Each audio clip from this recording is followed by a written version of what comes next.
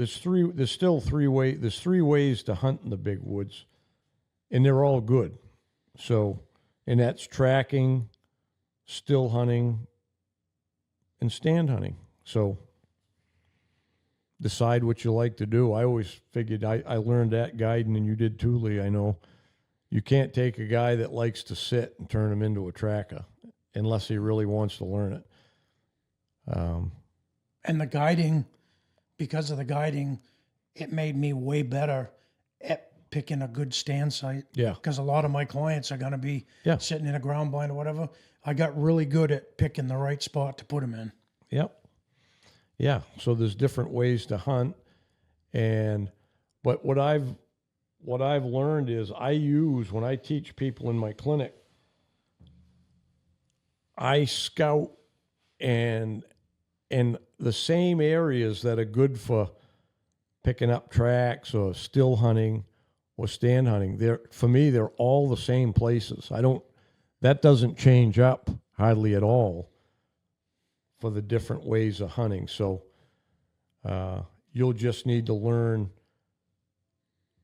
how to read the sign and what to look for to find those places, right? And then you can, if you're a still hunter and you want to still hunt that sign. I'll give you a perfect example. You remember that we touched on it on a podcast once before. I took a guy in hunting, and on the way out, we came walking down through this beautiful set of open hardwoods, and he's like, man, that looks like a good place to set up a deer stand. You can see forever there. And I'm like, yeah, well, I've never seen a deer in there. Yeah. So again, to find that stuff, those places, and it's mainly the buck sign is rubs and scrapes. We all know that. And up in northern Maine, there's a lot of signposts, and I've learned there's a lot of places that don't have them.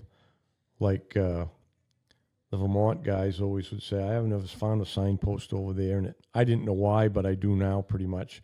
The deer don't live old enough to make them. You know, they shoot most of the big bucks just because there's a lot of hunters with a limited amount of bigger woods.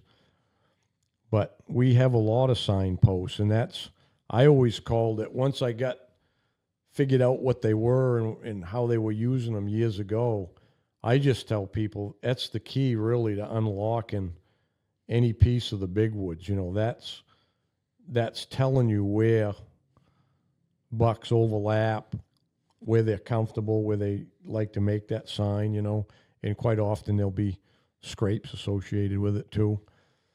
So that's the key, and those are the places, and usually those are the places they're traveling to. So usually you'll find those in those transition zones, you know, the mixed growth, more softwood leaning growth where it's damp and grows brown ash. So those are the places to set up your stands, still hunt through, or you get some snow. That's where you go look for some tracks. Right. If you like that, make sure you check out bigwoodsbucks.com for more contests. And don't forget to sign up for our newsletter.